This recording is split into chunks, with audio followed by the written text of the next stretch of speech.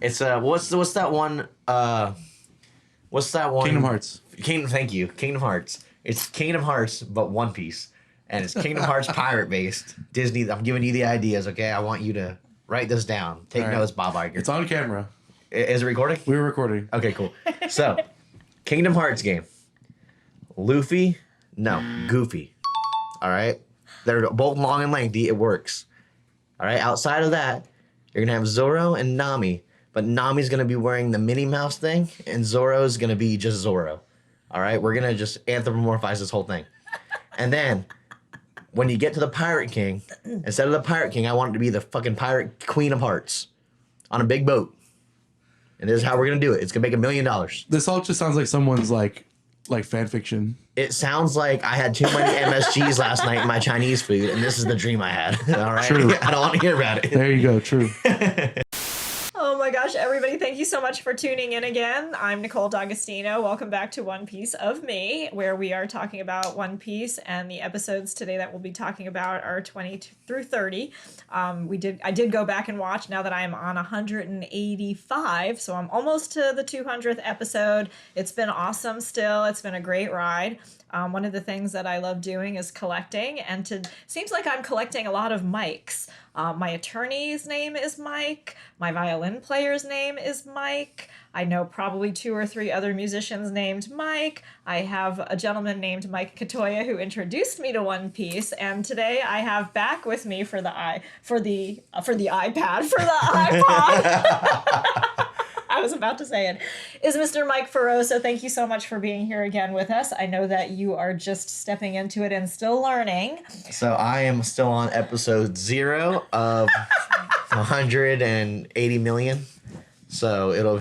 But you've seen the trailer and a fight scene from the live action. I've seen a singular trailer and a singular fight scene. So we're doing great. So you might as well be caught up. And by the way, congratulations to everybody, because even though our videos are going to be slightly behind as we post them, today is actually the day where the live action is now released on Netflix. So I'm so excited for all of you. I know that you're excited about it too. I know some people are like, on the fence about what it was going to be like. And I know that you also saw the trailer for it and you were kind of hyped about it. And before I even brought this up to you, you were like, what? Huh? One Piece? What is it? Yeah. And now you know. Well, so my thing is, because I watched Death Note, and then I watched the live action Death Note, and I was like, oh, Netflix, what'd you do?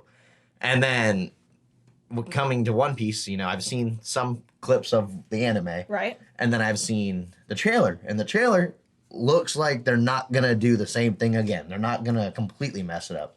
It looks decent. Like, I watched a clip versus a clip of the anime versus live action, and it looks good. It doesn't look like Willem Dafoe's going to be the only thing holding up that movie. So, that's my 2 cents. I keep forgetting Willem Dafoe's in it. I know. He's the only good part of that movie. I bet there's going to be a lot of great parts to it. One of the reasons, like I said, that really sparked many reasons why I'm doing this and why I'm into this is because I was only at episode 10 in the anime. I had seen the trading cards. I had no merchandise at that point in time, no trading card, nothing about that at all. I didn't own any merchandise, but I saw the trailer. It was only 4 days old. It hit my YouTube after the 10th episode, after I had seen somebody else's trading cards in their book. And when I saw that live action film about to be released at the end of this month, I was like, oh my gosh, that's going to be amazing. It was 4 days old and it had 7 million views. And I think when I checked it the other day, it had 11 million views. And I was like, listen, it's not even going to matter whether this is good or bad or if it flops or if it's a sensation or whatever. The show itself is still going on. There's 100 different arms that come off of this One Piece empire that are going to be sensational and awesome, especially for the little kids that are out there that don't know the difference and don't really care if something is a flop or not. They're going to see an amazing show about pirates who have superpowers. I need to understand something once and for all, because I've heard 3 different things. Okay. Is this a movie or a show? Do we know definitively? I've seen... Can you look it up? I will look it up right now while she is talking, giving her intro. Yeah. But I saw this morning, a series and I saw a movie on 2 separate things. Right. So I'm going to look it up right now. Right, because I heard that this was a movie, then I heard that it was a show, then I heard that it was going to be a series of movies. Well, here's the way it came to me. I knew that the animation was still going over 1,000 episodes plus, and that the story itself had not ended. So when I saw the trailer that they were going to come out for whatever it was going to be, we'll find that out right now for sure. But the way that I understood it was just going to be a live action film that was going to hit Netflix. In my head, like I said, the thing that sparked my interest was there was no way they could end this. They have to do it in a series type setting. There has to be a live action 1, 2, 3, or however they're going to do it. And if they're going to go the whole entire show and then catch up to the animation, that's even more brilliant and more shows and more excitement for everybody to be a part of. Because even though this may be getting some mixed reviews on casting call and casting who the parts and everything were, there's so many brilliant characters that come to life and so many brilliant character dynamics. Like Oda really, really thought out each and every single character. And there are so many of them now, even in just the episodes that I'm at, I can't even imagine. You know, it almost seems like millions of characters are coming out and have been designed specifically with such detail that this is going to catch like wildfire. That's my prediction about it. So, And that's where I'm at. And I'm just happy to be involved in it the way I think of it, kind of a little bit more on the ground floor. What I think, I forget who said this. I think it was Gunner that said this, that it was going to be a series of movies where each movie is a different arc or... Makes sense. Yeah, which makes sense to me. It does. Because it would be hard to like doing a lot of live action to cover as much as the anime would be extremely expensive and probably just not feasible. So, but in doing doing one movie, there's way too much to cram into one movie. Right, So right. So I feel like a series of movies makes sense. Right. it says that it is a TV show according to Google. It says it's a TV show. But there's one season per. I'm assuming the movies, like what you said, each movie's gonna be each arc. But I did see it has a 76 rating on Rotten Tomatoes for critic and a 4.7 out of 5 for audience. And the first thing I saw when I searched it is that One Piece live action is loyal to a fault. So we'll see how that goes. So, but at least it's loyal, unlike Willem Dafoe. Anyway. Defoe. I wonder if we're gonna see Willem Defriend. Plot twist: Willem Dafoe ends up playing the Pirate King. Well, don't unfriend us. We need as many crew members on board with us Willem as Dafoe possible. cast as Nami in the second movie. Mike, can you move your mic in closer to you a little bit? So There we any- go. Right There we go. So I wanted to kind of bring us all to a point where we had discussed episodes 1 through 20, and now we're going into a restaurant that's floating on the sea. It's called the Baratie, and we're wondering how we got here. Well, we got here because there was a Marine on his way on a date to this floating restaurant, and he saw Luffy's pirate ship, and he decided he was going to have his men attack it. And so in retaliation, they were, throwing a cannon back at them, but they accidentally missed and hit the Baratie, and Luffy felt terrible about it. Well, I He would didn't like to necessarily chime in. miss. He They missed. hit Luffy. Luffy stretched. tried to redirect it. My question here is before this. Okay, sorry to derail already. It's okay. Before this, Yep. what confused me was remind me what happened right before they decide to go to the Baratie. I'm going to actually sum it up for you like this. Well, because I have a question. Okay, Luffy sets out. He's out to be king of the pirates. He gathers a few people for his crew. He's got Nami. He's got Zoro. He's got Usopp. He does right? not get Sanji yet because he meets Sanji He here, hasn't right? gotten Sanji Okay. yet, but in the process of being on their way, they realize at this point how important food is. They have a navigator, they got a swordsman, they've got, Usopp. And so now at this point, they're realizing that they're on the high seas. Food is going to be hard to come by, and they might be out there for weeks, months, whatever, and that food is important. And so Luffy makes a decision like, we need a cook, and we are hungry, and we need good food. And so then- they set on their way to the Baratie.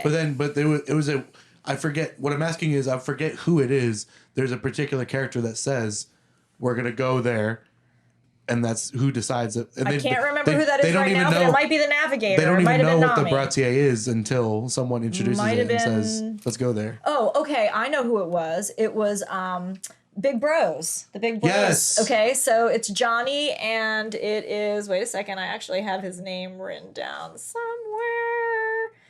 Yukiko.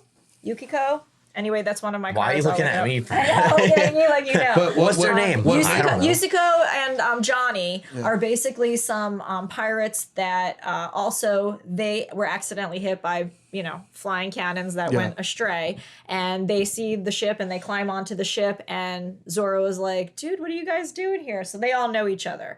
So they're familiar with the Baratie.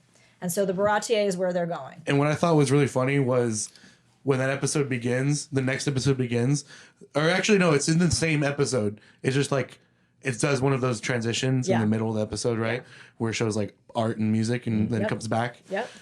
It's funny to me because it's like, okay, we're going to the Baratie. Next scene, we're at the Baratie. How the hell did we find it? Where is it? It doesn't matter. We're there. Because isn't One Piece like 98% water with like little islands scattered around their world? Yeah. So they just.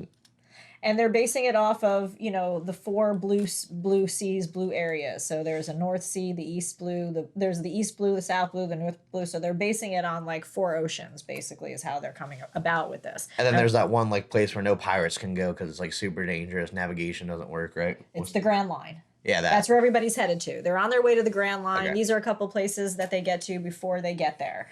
But their main goal is to get a cook on board. Okay. So they go there to the Baratie, and the Marine enters. His name is Full Body, so he's definitely a character, and of course a character card in the trading set game. We learn right away that the restaurant is really their motto is that the customers are always right and that they need to be nice to the customers and good to the customers. But they're upset with Sanji because he's the sous chef and he's got some sort of special relationship with the captain there and with the owner. His name is Zeff. And basically his philosophy is, no one ever goes hungry on my watch, but he is also really smooth and in love with the ladies. He loves all the ladies. He's hitting on all of the ladies, and he doesn't like anybody to be rude to the food. You cannot disrespect the food or the chefs.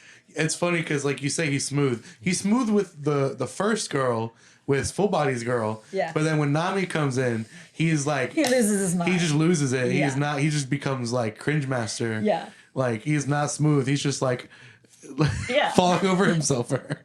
And it's funny because he was absolutely like, when at this point too, we had learned before he fell in love like head over heels for Nami, he had been asked by Luffy to come onto the ship because he recognized the good in Sanji by feeding a pirate, Keen, who was a bad pirate, came onto the restaurant, was dying of hunger. And they were like, we're not just going to feed you because then you'll get better and you'll kill us all. There's no point in that. We're not going to do that. Better for you to just die right now. And Sanji's like, no, not on my watch. Well, that's basically episodes 21 and 22 because they kind of happen one right after the other. Everything 20 to 30 is basically Sanji. The Baratie, everything that goes on there, the dynamics and the characters that come into play, I believe that's the arc. Now, the one thing I do want to make a comment about, because we kind of debated about this before the camera started rolling.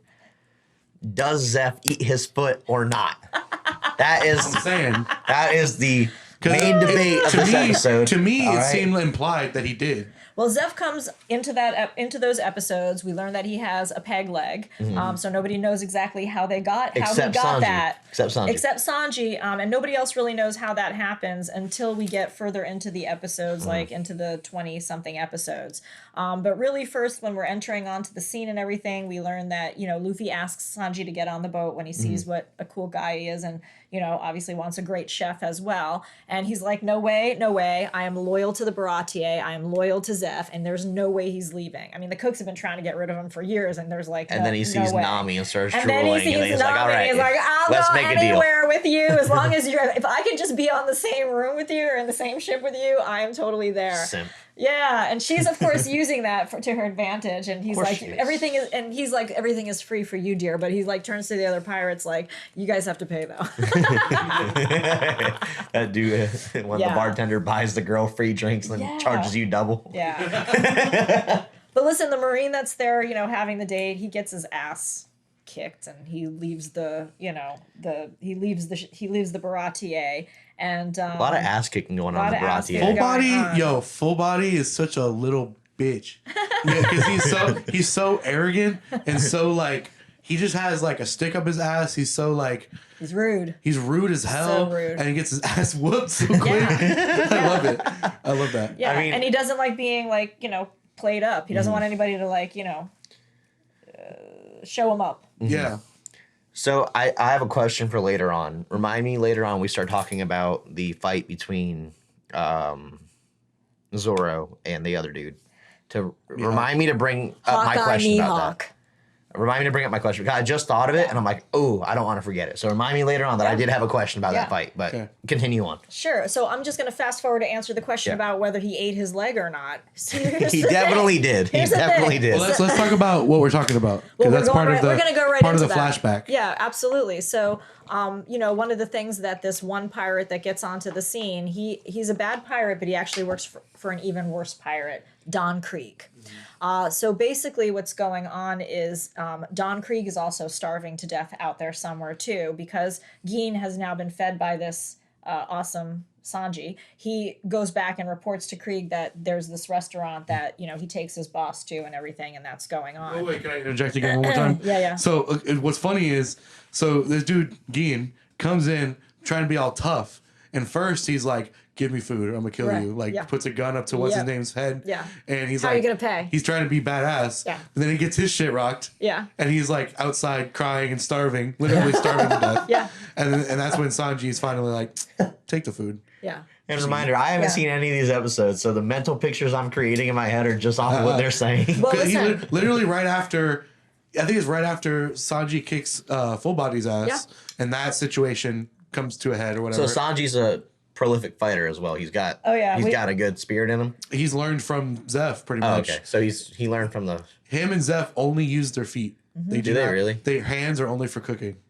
They use their legs for Yep. fighting. Yep. There's always something, man. There's always something with these characters. So after he kicks Full Body's ass, I forget exactly what happens, but he like leaves. He like escapes, all right?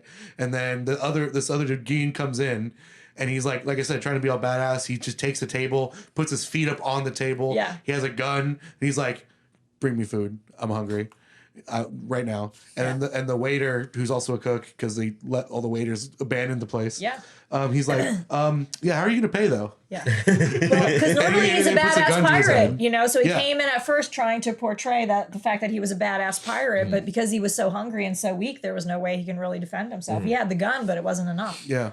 But that's really something that I want to bring up because some of the wisdom actually comes in this moment too. When Sanji actually does feed him, the guy doesn't want to eat. It's almost like, he was ordering food and wanted the food right away. But then when Sanji brings it, he's like, don't do me any favors. Don't give me any charity. It's like a pride thing. And this is where the wisdom comes in the show. This is just so awesome.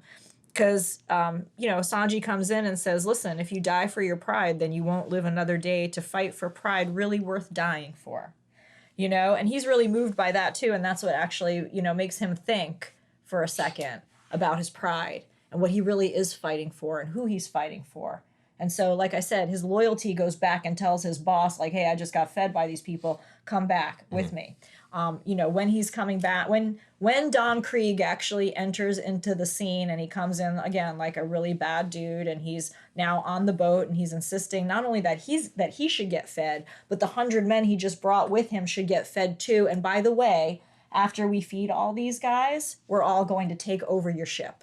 We're going to fight you to take over your another ship. detail here, though, that was like, when I was watching it, I was like I saw this coming type of thing, was, first of all, Don Krieg comes in also starving, weak, begging. Yeah, begging. And everybody's like, this is that strong pirate or whatever that we've heard about. Yeah. And then he's like begging and he says that they'll leave peacefully and whatever if they get food or whatever the case was. Yeah. And then as soon as he gets some food in his stomach, he's like, nah, I'm just JK. JK, we're going to take over this whole boat. Yeah. So the Baratie is a boat. The Baratie Baratie is a boat. Is the restaurant It's a boat. floating boat in the middle of the ocean that's a restaurant. Okay. Yeah. And now I'm going to get to the part where it's kind of flashing back because this is really important about Zeff's character. Yeah. Does he eat his leg? So here's how it Yes. goes. Flashback to little Sanji, kid Sanji. He's on a boat. He's in a kitchen. He's learning from the cooks. The cooks are eating leftovers. And Sanji Are is the like... leftovers a leg? No, not yet. A leg of chicken, but not a leg of man yet. But he starts to see the other cooks eating off of other people's plates. He turns his nose up at them. He kind of snubs them, like, why are you eating leftovers? That's gross, right? And they're like, listen, kid, you're going to need to learn how to, like, ration your food. And really, food is scarce. You're going to go hungry if you don't eat, when you can. So there's this little lesson that goes on right there.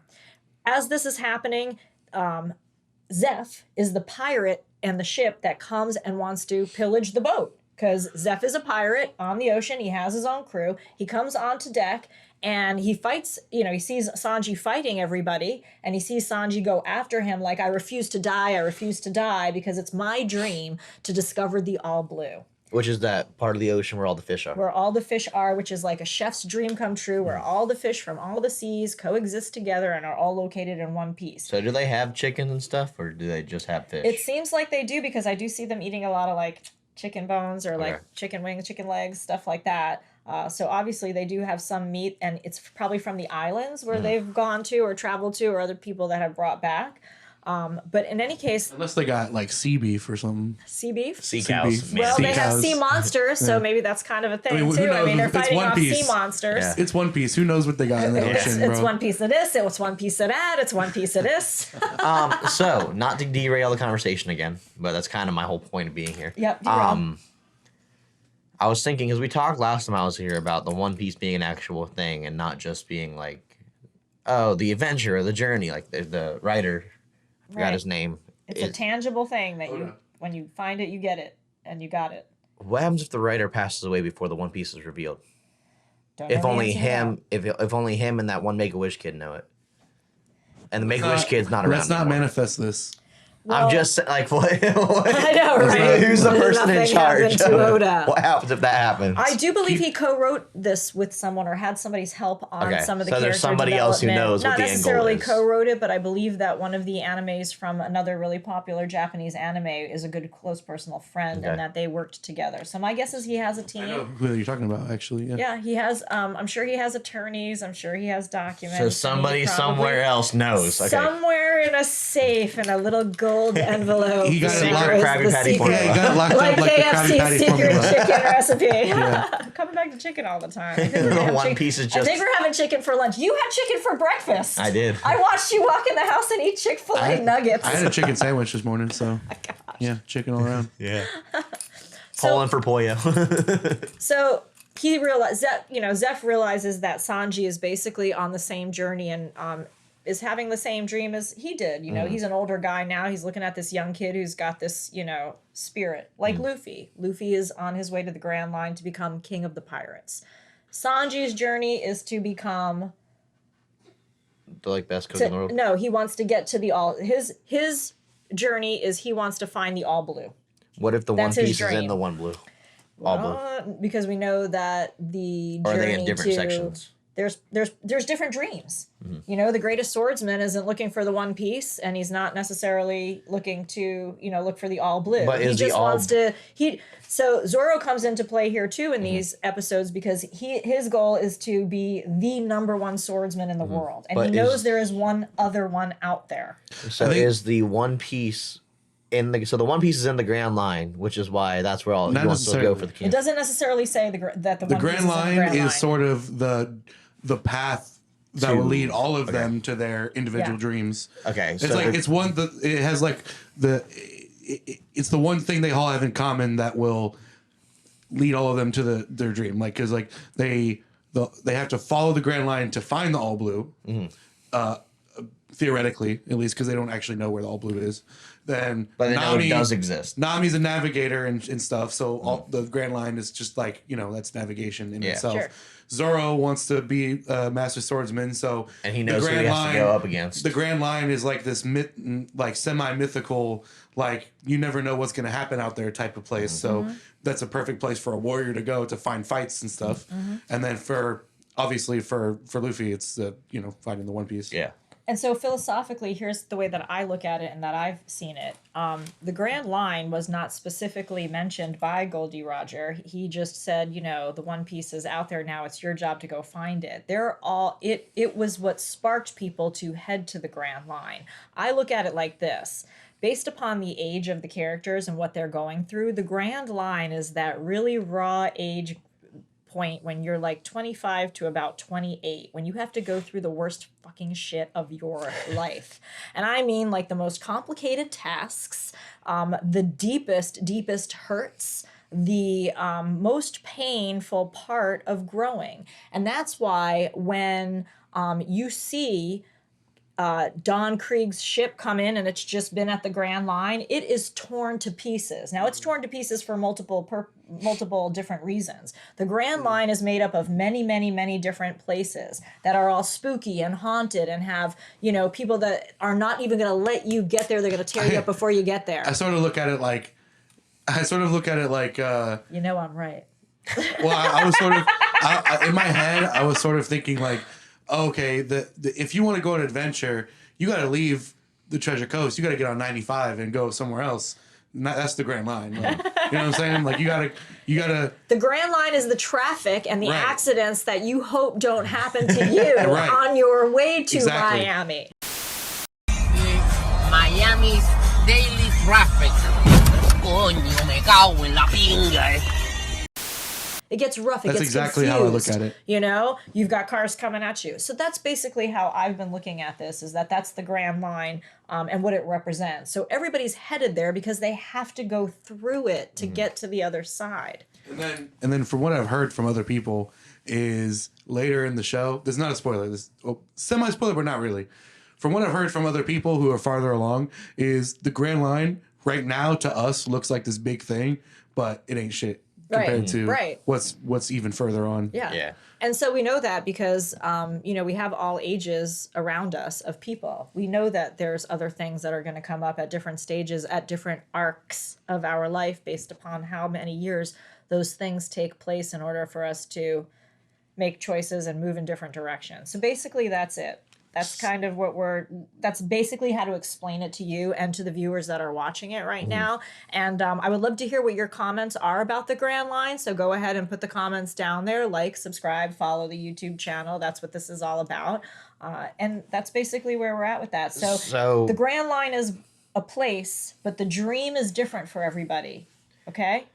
So not to be the person that gets us off topic, That's okay. and also be the person to get us back on topic. Okay. But so now where we're at, we just went through that flashback with Sanji and everybody. And I was getting to the part about we didn't even finish that. Yeah. So that just keeping us on script, but also taking us off script. Yep. So Sanji is basically a kid that's like half unconscious and knocked out on the boat. Zeff realizes this kid has an opportunity to go out and possibly live his dream, and he doesn't want to wreck that or kill this kid. So he orders all of his mates to just take the treasure and let's get out of here. And as the process of that goes on, a storm hits, and Sanji goes into the water. Zeff jumps in to save him. As he's swimming down, all the wreckage from the boat is falling on top of him, and his leg gets caught, and he can't get it out from the wreckage of the boat. Now, when you guys say he ate his leg, I guess that's left for interpretation, because here's what the actual show shows.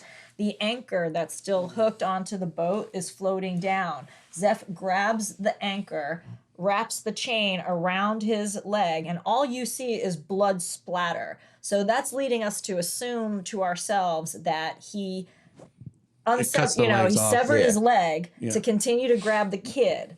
On his way back to saving this kid and getting back up on land, the only land that he's able to get to, I guess, at this point in time, where the river and everything is, at its top height, is a little island that after the water and the storm and everything settle is basically like an island on top of a great cliff. Or not even an island, it's just a cliff with a patch of rocks and grass. So now...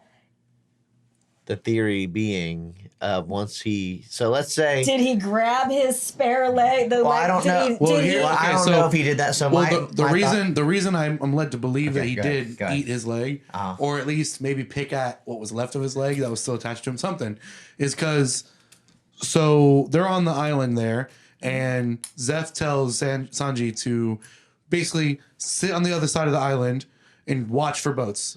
And he has a bag he gives him of just a little bit of food that he's able to salvage for him. He gives him this bag. He has this bigger Sanji has this little bag of food, and Zeff has this giant bag. And Sanji's like, that's not fair. Why do you have this big ass bag of food? Why I have this little one? And he's like, well, I'm a grown man. I need way more than you do. And then so Sanji goes to the other side of the island. Who knows how long it is. They don't really tell us, but it's alluded to that it's been a good amount of time because his clothes get tattered. He looks weak and disheveled. He's bound down to his last like piece of moldy bread. It's disgusting. Yeah, it's gross. He accidentally falls over the cliff and into the water. Accidentally falls off into the water, and then he decides he's gonna go and steal food from Zeff. So he sneaks up on him with a big like dagger knife thing, and he tells him like, I'm gonna steal your food, and he goes and stabs the bag to open it, and it's all treasure. There's no food in his bag. So that right there is what leads me to believe the only possible way for this man to have been surviving this whole time with zero food is if he was eating like parts of his leg or salvaged some part of his leg from the water. Go ahead. My thought is, you just said all you saw was just blood splatter, right? You didn't see what happened to the leg. Right. So let's say I took let's say, you know how people break their arms to get out of handcuffs and stuff like that? Yeah. Well, what if he just needed to break it in order to get out of his current predicament? And he was just running around with a limp leg until he got to the island, and then he just cut it the rest of the way off and ate it while he was on the island. Because I can't imagine if he cut it off on the shipwreck that he'd go back out to the shipwreck just to get a leg. Right. Like But if it's still attached to him and just absolutely no use to him, then, you got to do what you got to do. I did not get the impression that it was still attached. I got the impression that the base of his leg was still stuck in the wreckage at that point. At some point in time, who knows what happened from the time that he swam up with got the bag of gold, got this small bag, which was only supposed to be for 5 days, but I believe that he wound up rationing it. There is no way to tell the time, but based upon all the marks, I want to say it was about a month to a month and a half, because it was like, down. Now, because he was putting tallies of each day. Yeah, so too. how can a man actually survive a month and a half? Well, let's say, for instance, Zeff had power. Let's say Zeff had power of will. Let's say it was just the natural month-old, progression. And I guess it leaves it to the imagination. He's got future powers that we don't know about in the series yet. I think, again, there's a lot that we know and a lot that we don't know, and that's what makes this all so awesome and so beautiful. So to answer your question, that's how that, comes to be. And at this point now, Zeff shares his dream on the island, like, if we get off this cliff, not even an island, if we get off this cliff, my dream would be to open up a restaurant in the middle of the sea. And because Sanji is so overwhelmed with the emotion that has happened, where this man has risked his life for him, he decides to be right there to help him, do his dream. Now, obviously, Sanji still has a dream to find the All Blue. So while this Baratie is under attack and his loyalty is to Zeff, and they, have leg-kicking powers, that's definitely, not even powers, there's skills. So we have a difference between people who ate devil fruit and people who just have skills. So they're all fighting for this Baratie. They're fighting against Krieg. Krieg's got these crazy big pieces of armor that have guns and everything. Oh yeah, okay. So going back to now we're back to present. Out of flashback. Back to the future. Out of flashback. They get rescued. Yeah, after Don Krieg gets his bag of food from everybody, 100 meals. Zeff comes out, they're like arguing with the staff, right? Yeah. And Zeff comes out, puts a big bag of food on the ground, tells him take it, and he comes. Don Krieg gets up, takes the food, and he's like, that's when he flips. I'm pretty sure, right? He's like, all right, thank you. After I feed my men, we're gonna come and take your boat. Yep. Which to me is just like, damn, bro, come on. Yeah. Well, here's, and even the patrons on the ship on the Baratie were like, don't help him. He knows what he's gonna do. Yeah. Yeah. And now so that's looking towards the end of episode 22 and into 23. Right. So towards the end of episode 22, we meet Hawkeye, who is about to fuck up Zoro's life. Yes. So not only that, is to fight him. Not only that, but it's kind of revealed. I don't know if they say it outright, but it's sort of, it's pretty much like insinuated through visual that Hawkeye is the reason that all of Don Krieg's boats, his whole fleet gets screwed up from Really? the Grand Line. Yeah. So the only because when he pulls up in their he only has like one ship when they pull up, but he was said to have had like hundreds of ships or whatever, like a whole fleet. But he pulls up to the Baratie in one ship that's all just like broken down and like falling apart. And so, and it happened at the Grand Line. Yeah. And it was Mihawk who did that to him. Yeah, Hawkeye Mihawk pulls up. I guess he was following him. He or followed whatever. him. Yeah, following. He was like, "Where is this dude? Yeah. I'm taking him down." So, I mean, that's the only fight scene I've seen of this entire anime. It's just Hawkeye versus Zoro. It's a decent fight scene to have seen. It's the greatest. From this day forward, I swear I will never lose again. Is that okay with you, Captain? And he's like, yes. Of course it is. Yo, Zoro really gets his shit rocked. Yeah, he gets his shit demolished. He gets embarrassed. He gets humiliated. He gets beat with a fucking what is it, letter opener? Yeah. It was basically like it was a cross that he had on him, right? And he pulled the cross, little cross necklace. He pulled a little teeny tiny dagger out, and he was like, do. And Zoro got all three of his swords still ain't doing crazy. shit. Now, from the fight scene that you saw with Hawkeye, Mihawk, and Zoro, did it appear to you that Hawkeye had eaten any devil fruit? His eyes were weird. His eyes were very menacing, and they definitely had They were weird. They had yeah. I mean, if it had a heartless gaze about it. If I was to make a theory about anything just off that one fight, maybe his eyes being the way they are, and if he were to have eaten a devil fruit, maybe it gives him the ability to perceive things in a slower motion than they're actually happening, giving him that foresight to predict. What you just said right there, I agree with. However, I think that's not fruit. I think that's something else that... Wisdom. I think that's something else that... Let us be attentive. I think that's something else that I know about that I don't want to spoil. Right. Okay, so there is something else there. Spoiler alert! Spoiler alert! But does it allow him to do what I just said, like the slow down, like better from what I understand, what his opponents are about to do? And so I don't fully know because I only know bits and pieces of future stuff from Gunner and Cody and Gage, who've told me little things. But I don't know like the events. I just know little pieces of lore, and so like there's one thing that tells me like. I don't think it's devil fruit. It might be something else. I'll tell you off camera. I'll tell you off okay. when we're done. Okay, because I do want to know. The viewers want to know. Because I do want to. I don't care about spoilers. I'll tell you what my theory is about that, okay? Based upon what I know, too, which does come from spoiler alerts and just knowing some stuff that I see and I have seen happen. It almost seems, though, while some of the older generation of pirates did have devil fruit powers, there was a very large group of special pirates that were out there that never took any devil fruit. They were running on sheer power of will. And they're just skilled. And skilled. They're just crazy. Crazy. Again, for me, when I saw, Hawkeye, Mihawk come on scene, I immediately was like, okay, this is just the experience and the wisdom of aging. But why his eyes look like that? His eyes just might be like that because as Anime. we get we get older. I mean, I'm sorry, but there is a thing to a certain wisdom. He doesn't in a look certain that way. he don't look that old though. He looks like he's probably maybe 10 years older than Zoro. Well, when he first pulls up, I'm like, oh boy, here comes the Spanish Inquisition. Okay, so maybe it's he just Juan Leon, here we he did go. have a little Latino to him, right? It was cool. He was cool. Did you notice too that he, obviously Michael Jackson kind of still sets the stage for a lot of that super serious styling of the wardrobe and everything. He looked like Stevie Ray Vaughan went to a Spirit Halloween and came out. I also since I just made that comment and we're on the topic now, I also want to say that part of my enjoyment of watching this so far is are you really enjoying it, Devin? I've been wanting to hear you say that for a long time.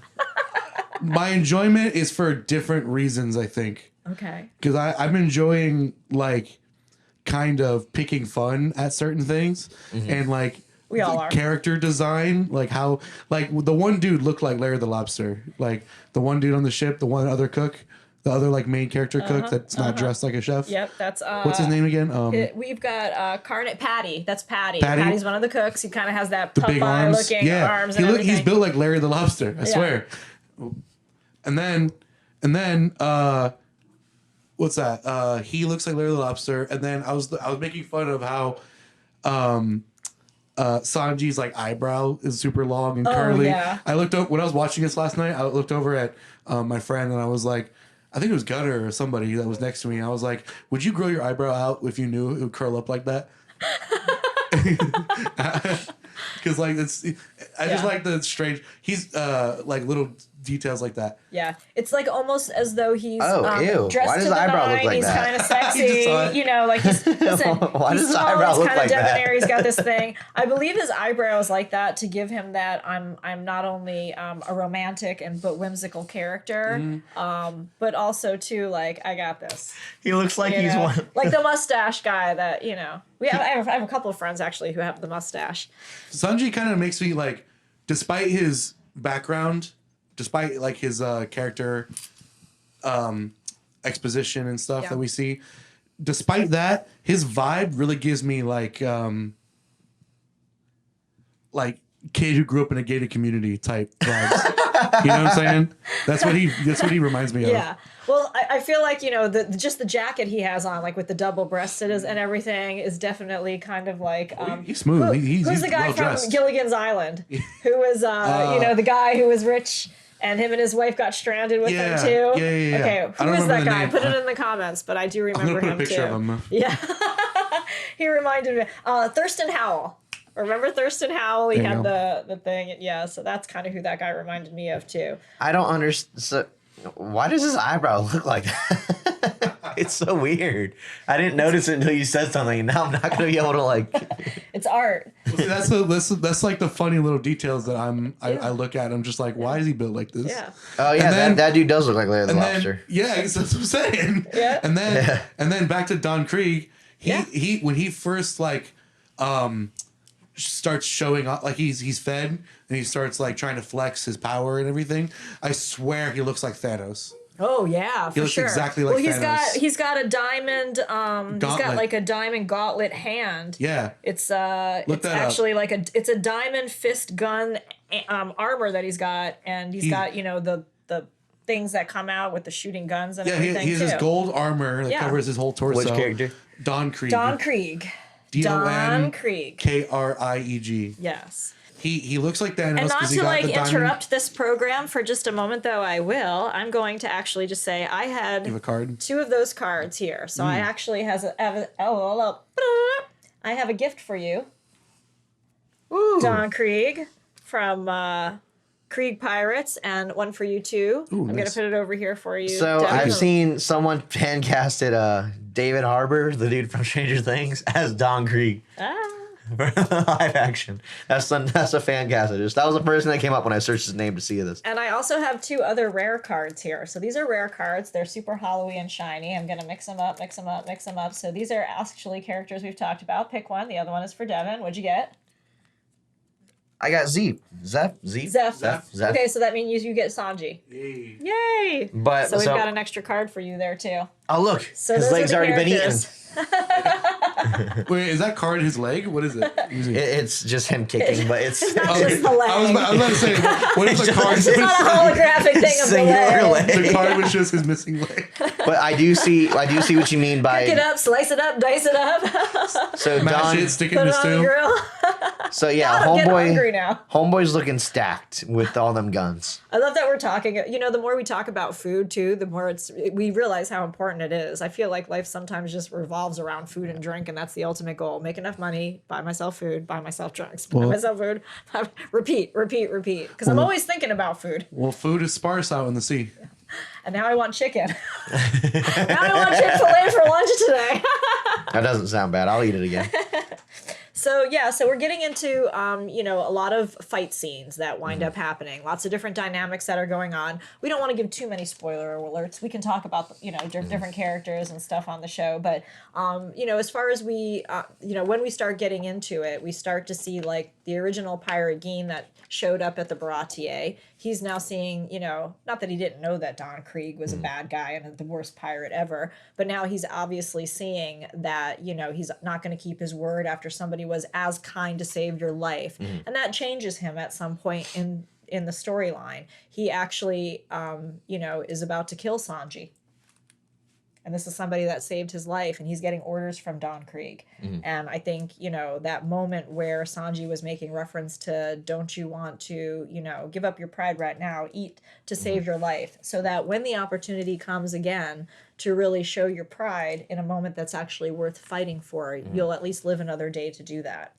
So again, so much wisdom in this. And I know that we're sometimes trying to find the comedy in some things, and some things are dramedies. And that's what this is. It's a comedy, it's a dramedy, it's a story about life. I like that Gin is very conflicted. Yeah. Because he gets basically saved by Sanji, giving him food. Then he goes and reports back to Don. Yep. They come back, and he's like telling Don, these guys helped us out, whatever. And then as soon as Don flips on him, Gin is like, oh, don't do this. What? He helped us. Don't attack and whatever. And then once the fight actually starts, he's still on Don's side, fighting for him, and has to fight Sanji and other people. It's conflicted because he knows that he's gonna die from his pride. He already knows that if he goes against Don Krieg, he's going to die.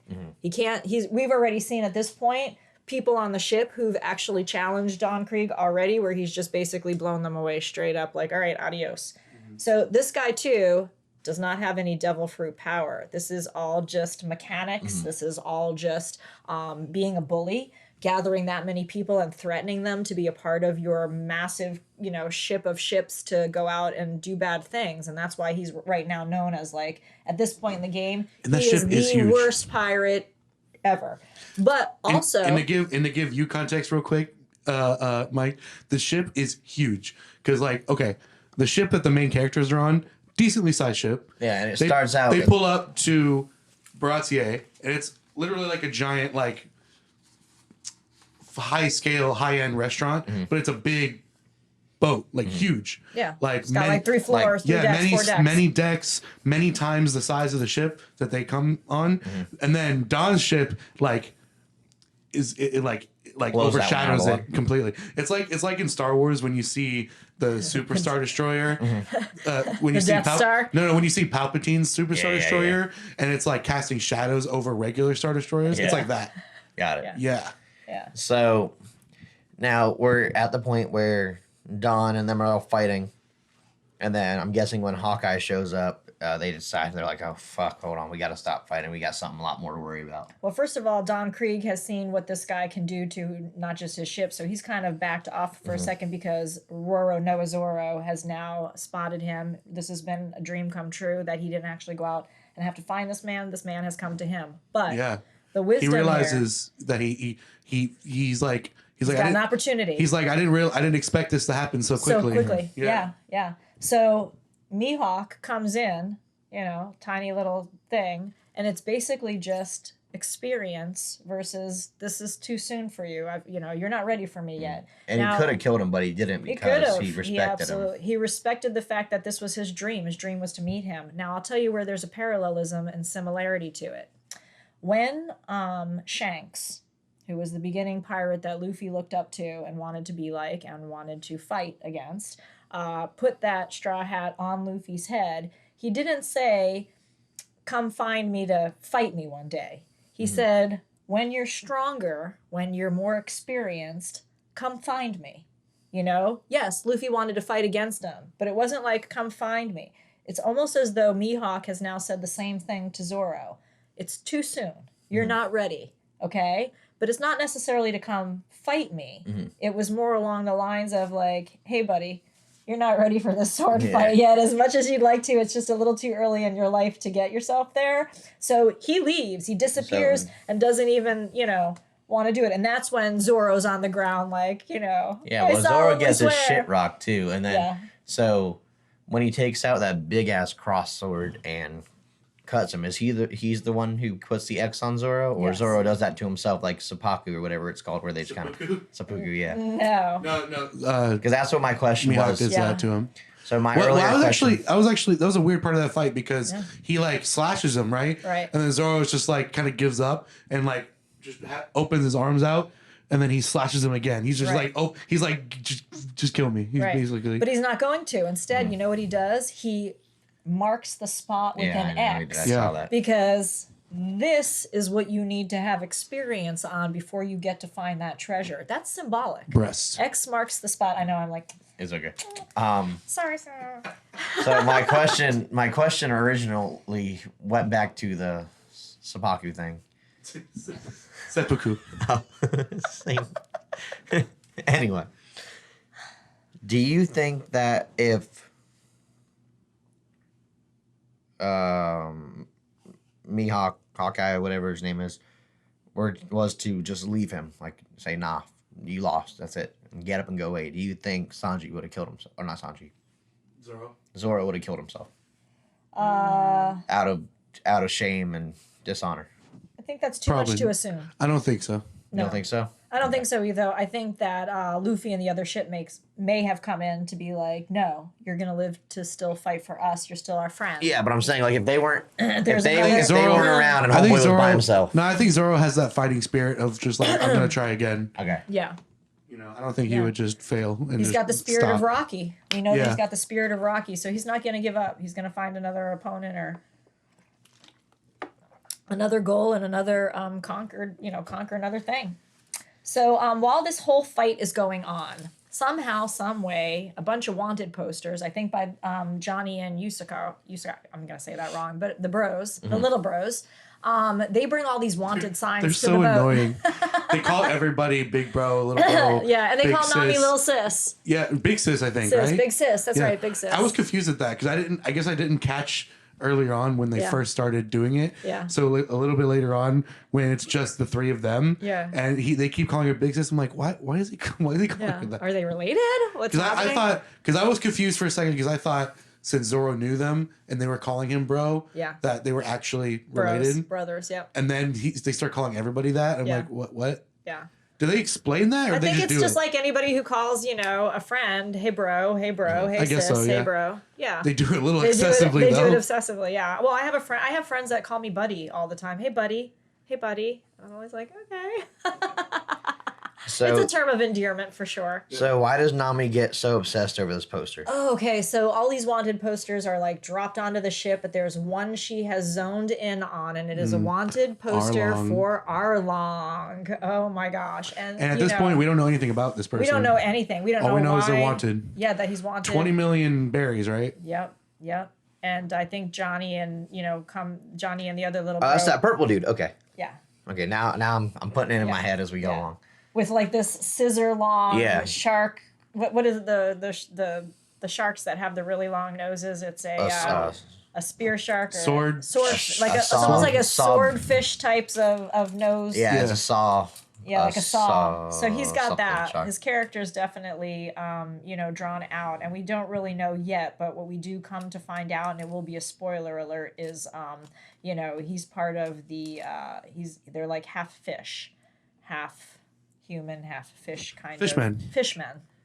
Which they make reference to in one of the episodes, too. Yeah, yeah. So which part of So which part Nami's of, obsessed with his poster. So which part of the One Piece world is Alabama?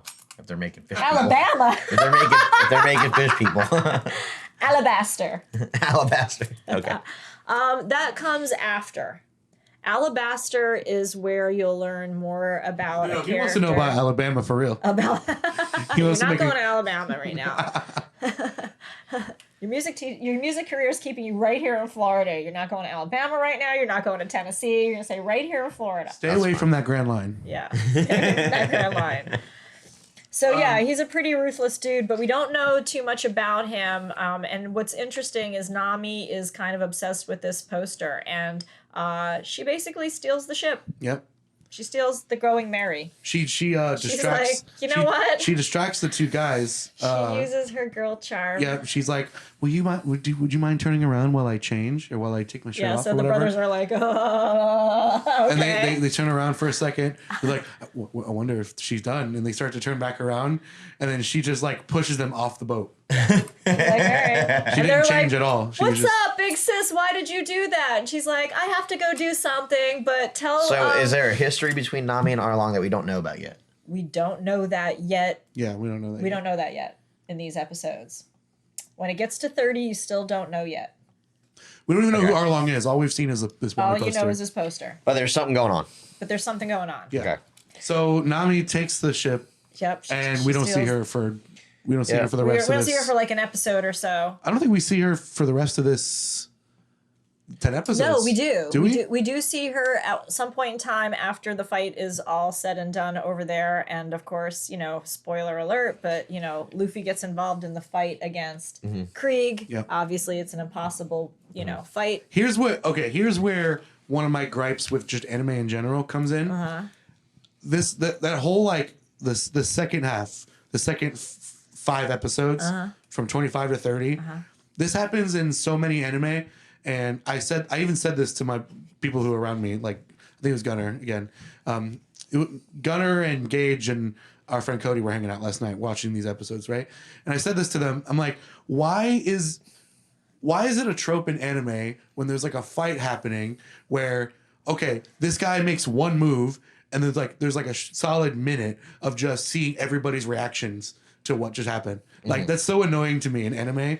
You have 5 minutes before this planet explodes. 4 hours and 15 minutes later. Like one fight will take so many episodes to happen because we're seeing everybody's reaction to every little thing. Yeah. That's so irritating to me. Is it annoying, or is it an attractive moment where you really get to... Because here's the way I see it. I don't find it annoying. I find it brilliant. And the reason I find it brilliant is because...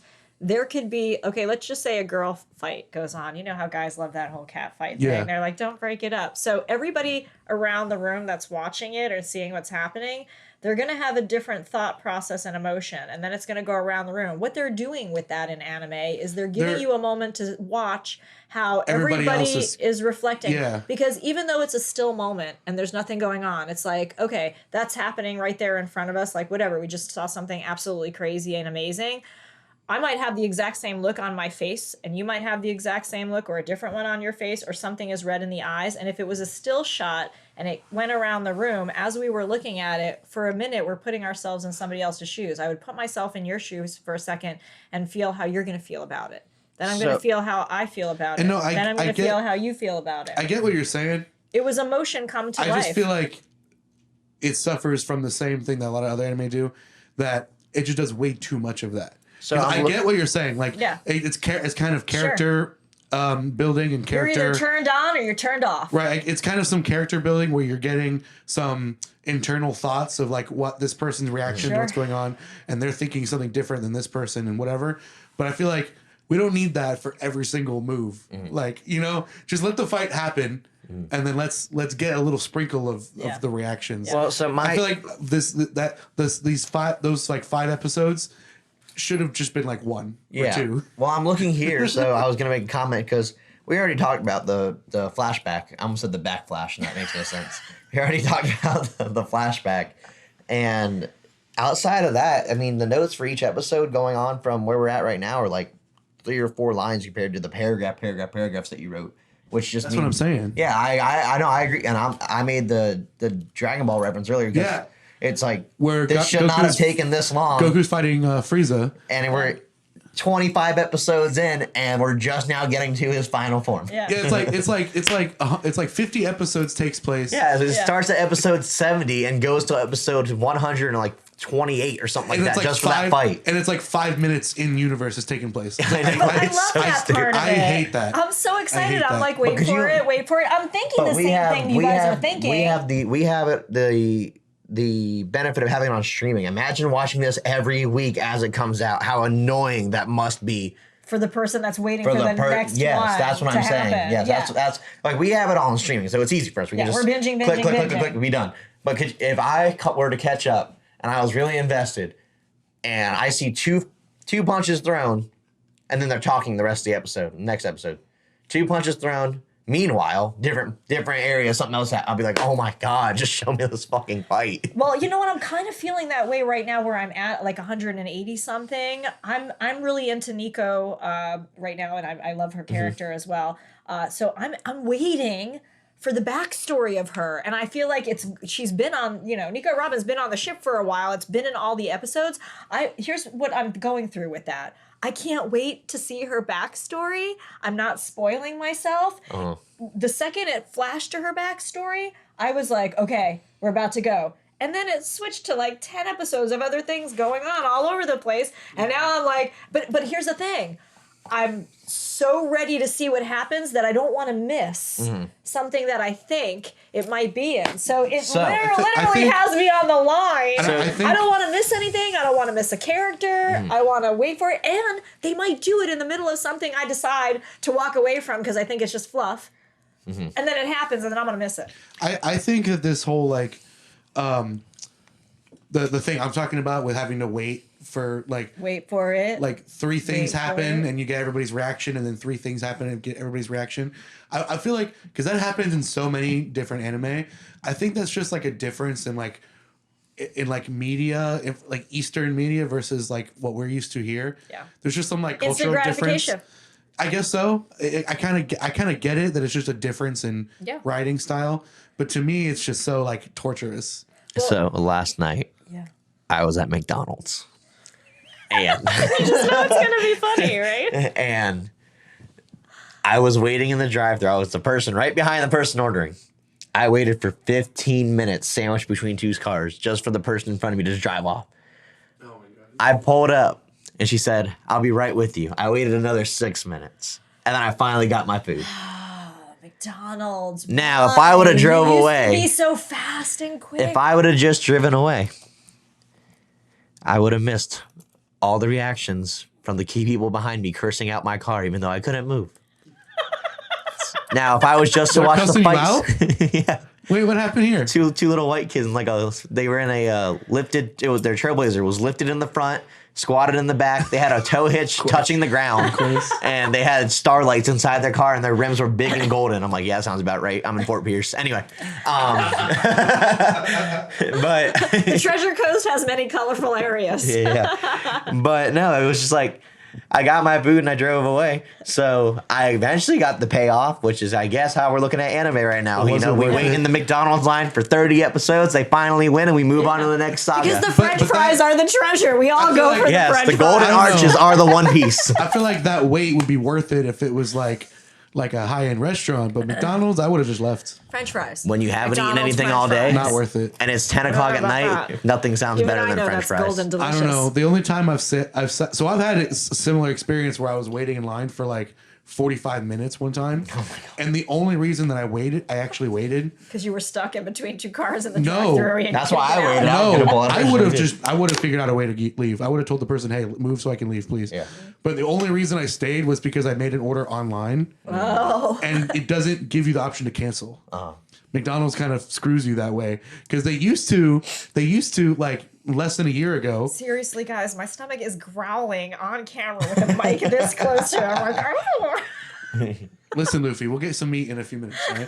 Dude, food sounds gas, right? Anyway. But that's what pisses me off about McDonald's nowadays is they're slow, which is like counterintuitive, counterproductive. Yes. Because they're fast food. It's McDonald's. I wish we were at the Baratie. And then, what? Baratie? Baratie?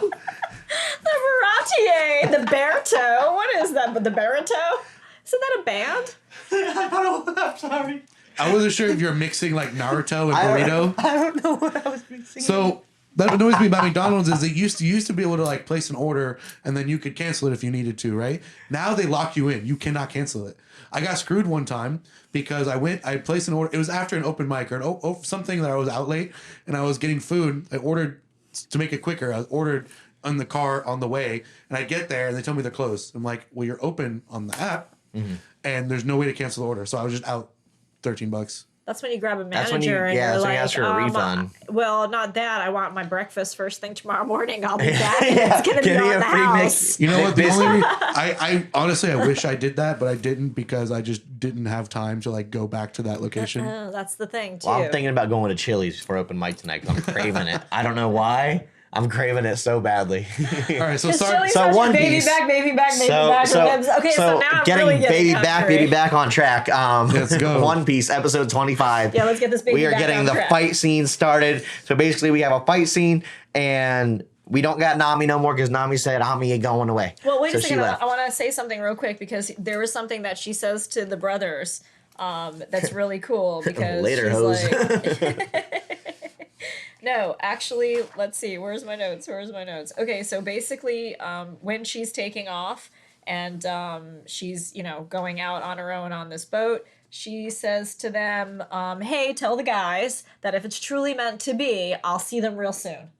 Or I'll see them real soon. So she's, taking off and going, and she's kind of making it seem like she doesn't really care about these guys anyway. Imagine the we all navigator just just met. leaving you. Yeah, listen, like, we're only on episode 30 here. We all just met. You guys don't even know me like you think you do. I did write a song that actually has that in the lyrics, so we'll get back to that. I do have to bring up music every once in a while.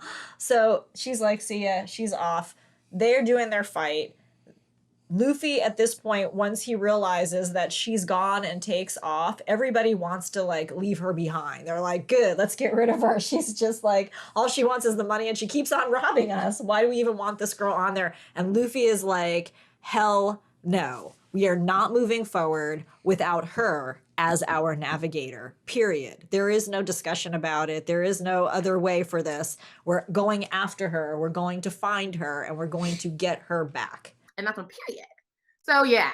Just like, I think I'll take the ride for a little while and see where this goes. But, she's not stupid either. She recognized that she had found, a small group of people that she could be friends with and that had proven themselves to be friends with her. And, she's the only girl right now. And she's got that kind of, you can tell she's already, like, got that motherly, big sisterly love and authority going on. And they need that. They're a bunch of kids. They're the bunch of kids who are boys. Stupid boys. What I find funny about Luffy is no matter how many times you say no or betray him, he's just going to keep coming back for you. Yeah. Luffy's like a he little made up his golden mind. retriever. Just kind of does his thing. Yeah. He is like He's got big golden retriever energy. Yeah, he does. Yeah, he does. And of course, we're on the beginning stages still of all of these characters and the development. And we're at the beginning stages of our YouTube channel and basically talking about this story and bringing it to you and wanting you guys to just get involved with us too and hear what your opinions are and have you guys follow along, because we're following along with all of you on the One Piece adventure. It's not just about unboxing the cards, which is a fun day. When we unbox cards and we open up packs of cards, it is a fun day. And collecting the merchandise, as you can kind of see here in the video, from the Funko Pops to the trading cards. And these are brilliant and beautiful. And actually, just so you know, Mike, the place that we go to on the Treasure Coast to all hang out on Thursday nights is called the Chill Room. And it's in downtown Stewart, not downtown Stewart, but it's in Stewart. And we all go there for an open mic night on Thursdays where we are musicians and artists, and we love to hang out with each other because we're all friends as well, and we're all supporting each other and doing fun things with each other. Not me. I'm just a audio tech guy. Well, Devin, you're super important to open mic night as well. But Devin makes good background the cool music. thing about the Chill Room is that everybody's playing games anyway. I make DVD menu music. Did you hear about that No. the other night? Devin was playing this one song, and I don't mean to get off topic, but I was like, why do I feel like I've heard of this before? And all I could think of was, on DVDs where you're sitting and you're like the menu's playing on repeat, and you just see like the main character like pop in, look around, and be like, oh yeah, and then he just vanishes again, and then like the same clip restarts, and you just hear. It's the same Very jingle, nice. the same 30-second loop. Very nice. Yeah. Loop it up. That's my loop it music up. style. That's my genre. It's so good though. It's good DVD music. Music. Good CD-ROM music. Yeah. There you go. So anyway, we're going to be there later tonight. Myself and my son, who is now learning how to put all of these trading cards and decks together in order to play the game. And since everybody up there plays lots of games anyway, we play pool, they have a poker table, we do card games against each other, anything from chess to Jenga. We're just playing, up there and hanging out with each other as friends. I wish we could ban Jenga during open mic. Dude, I know. The last time it was so bad. I don't know. I did pretty good last time I was there on Jenga. I hadn't played it forever, and somebody was like, "Let's do this." I was like, but you're not over in the corner screaming every 30 You're not. seconds. Yeah, you're not someone who pre-gamed for Well, I children. am over in the corner. When I see a really great musician go up there, I'm the one that's like, "Woo!" And then everybody's like, "Okay, we know that's Nicole back there." That's appropriate. But when it's somebody's performing and every like 20, 30 seconds, Yeah. there's like 17 people screaming. Yeah. They pre-gamed too hard for children. Yeah, they did. Well, I'm going to be screaming tonight about One Piece. So we're going to go over there and actually just play the card game against each other, and will be hopefully inspiring some other people to play. And that's pretty much it. We're wrapping it up actually with the episodes 20 through 30 because it really is all about the arc of Sanji, his character. Now we know that he has joined the crew because Zeff has been like, get out of here. You had an original dream. Yeah, it You're kind of like, you need to go out. And Sanji didn't want to leave him, but it wraps up on kind of a touching So he really just fought to the death. He's like, yeah, you're fine. I love you. Bye. Well, it was a little more complicated than that. At first, Sanji was still like, I'm not going anywhere. I'm staying on the ship because I owe Zeff my life and everything. And then they all take time to eat and rest up and whatever. And the crew is like giving Sanji shit for the soup that he made. Everybody says disgusting. Everybody says like, oh, you're like the worst and whatever. We should get rid of you. Like all this stuff. And Sanji's like, man, screw all y'all. Screw y'all. And he like he doesn't like get into a fight, not like a physical fight, but he like gets pissed off and he runs away. And then it turns out everybody was acting and they actually love his food. And he's saying, he's like praising him like one of the best cooks. They were just and everything. being assholes to just be assholes. I guess they're trying to like be more character building. They're trying to like inspire him to keep doing better and better. And then, so Sanji, he overhears them talking positively about them and that they were acting. And he kind of has a change of heart, I guess. I forget exactly. What is it that makes him decide to leave?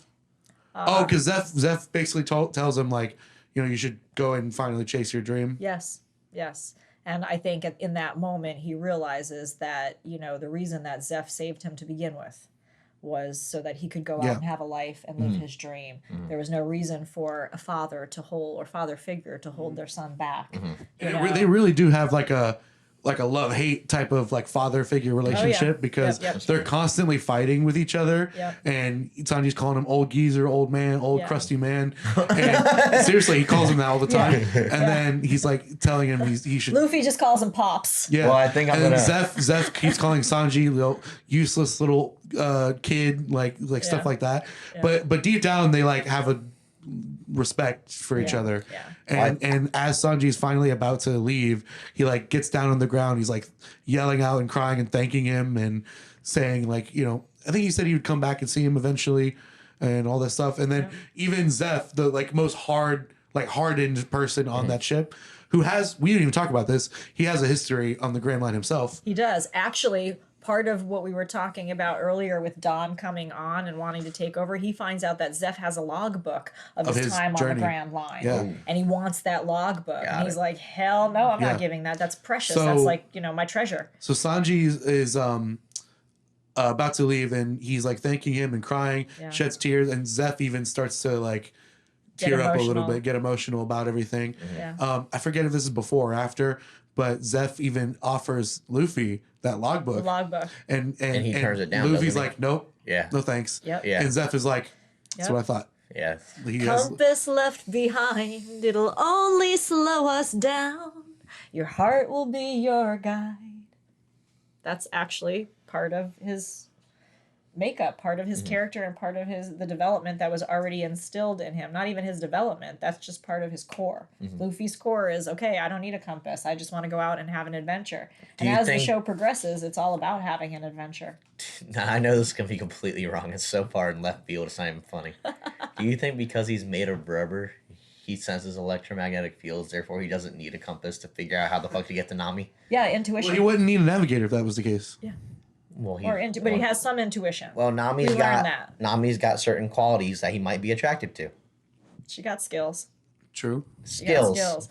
You're exactly about what to, I meant. So listen, you have to stay tuned and you have to watch the show. If you're not watching One Piece yet already, please get into it. I know it's not for everybody. That's okay. Some things in life are not for everybody. But one of the things you can clearly see here in these conversations and in these podcasts is it's got everything. It's got everything you really want to talk about and really want to do and really want to understand. in life. I think the more that we go through things and the more we're watching this, I think it's going to act in many different ways. The show's going to inspire you. It's going to motivate you. It's going to be there to heal you during different parts and times of your life. It's a good thing that this has 1,000 episodes because we have 1,000 things that we deal with all day long. And sometimes we just don't know what we're going to do. Sometimes we're at that moment where we don't know if we want to fight. We don't know if we want to stay on track or get to that point where we want to really achieve our dreams. And you have to do the work. So we have at least 100 episodes. You have to do the work episodes. to get there. So we have at least 100 episodes of this podcast because they have 1,000. Got it. 10 each. I was trying to do the math. I'm slow. We've So I had to got a long think about way it to for a go while. with this. But, Listen, I told my husband, I was like, hey. I think this one is for life. yeah, we're good. I'm excited. The music never goes away. No matter how many times you stop and go, you can never take the music out of someone. It can stop and go as many times as it wants to. I don't think One Piece is ever going to come to an end for me. So- I think this is going to grow into its own entity here. We're going to be taking over massive rooms in my house for all the stuff we're collecting. We're going to take on massive amounts of people. Friends are going to come aboard and are going to be inspired and get on board with the One Piece because it is my dream now to make sure that it becomes your dream to watch the show, love it as much as we do, because I love it. I feel like just in you two alone, and that's forgetting about the other 50 people I've probably affected in some way, shape, or form in just 60 days that are either watching it now, collecting the cards, wearing a hat, talking about not knowing anything about it. You told me to wear that. For the record, I showed up wearing a Tractor Supply hat, and she told me to put this one on, and I was like, okay, I'll live with that. That's because But I was gonna, and but you I will was, do what I tell but you I when was you're on gonna the say ship. earlier that I think because I was a part of 1 through 10, 1 through 10, and then I was a part of this one. And I basically recapped the entire series as it's gone along through talking to y'all. I think I'm gonna pick up at 30, wherever. Like There I you think go. I'm gonna start at 30. I was going to ask Start at you, are you 30. going to start watching this? I think I'm gonna start probably, if not 30, I'll probably start at the beginning of the fight, and then just establish my because I know the basics of all the characters at this point. So I think I'm gonna start at 30 and just keep going from there. That way I don't have to watch what is that, like 3 hours worth of 6 hours worth of One Piece. Yeah. Something like that. It's a lot. Yeah, I'm just gonna skip those and then I'll start probably here when I have. Here's the the free thing, time. it's a We're lot. not even done getting the crew together, though, technically. Like, there's still more people. Oh, Yeah, there's we so got many Robin. members. We got Robin. We got that really, really big dude. We got the skeleton looking dude. We have the ugly little dog. The ugly little dog. I mean Gage. I mean ugly little dog. I'm just kidding. Oh, Whoa. dang, Mike. I'm going to send him this. I hope he sees it. Oh, no. He beat me in pool so badly the other night. I'm ashamed. I should. I thought I was gonna be good. That means All right, I lost Zoro. so badly. He's a Mihawk and you're Zoro. Yeah, right? One day, I'm coming for One you. day. Just like Goofy going up against Nami and Zoro in Kingdom Hearts, the pirate game. Kingdom Peace. One kingdom. One kingdom. Well, listen, Kingdom guys. Hearts Peace. We know, not to get off track with, One Piece. Not but to get we off all- track. We all know how Hunger Games worked out, right? I never watched it. Well, I did. So some Okay. of us know how Hunger Games worked out, but I have to tell you, I'm at Skypiea, which if you're watching ahead and you know what I'm talking about. There's another bad guy coming. And he's a pretty bad guy. Galactus. He's, believes he's a god. He's the god or a god. Galactus. And his name is Eneru. And, he's basically set everybody that's coming to him up as though it's his own personal Hunger Games. And, Ooh, we getting we into don't spoilers like right now? that. We're getting a little bit of a spoiler right Ooh. now. Because I put a want people spoiler to, warning. be excited and still stay tuned to it. But, if you're excited and you're catching the contagion, go for it. You now have some cards, Mike, and so I hope that now that you've gotten a couple of really nice blue cards, that maybe you'll be wanting to use the blue deck. And that's something we will talk about at some point in time. But for today, I think we'll wrap this up because it's been a lot and the show is a lot. And there's so much stuff that we didn't cover, so many characters we didn't even tap on. And it's interesting that you're going to start from 30 on. My guess is as you go forward and get into it, you're going to be like, wait, what? And you're going to want to go back to some of the other early episodes, 1 through 30, and be like, okay, how did that come around? Because I have people who are actually telling me things like, pay attention to that. Pay attention to all the lies that Usopp tells. pay attention to Usopp's a what took liar. place. There we go. But Now is I know. he? You know, why are we not? That was established pretty early on. Yeah. Oh, was it? Yeah. Well, I haven't watched a single episode yet, so I wouldn't know. But now you're going to. Yes, now you're going to. So anyway, thanks again so much for tuning in and watching our video. And please hit the subscribe and send it to a friend and share. And go ahead and comment.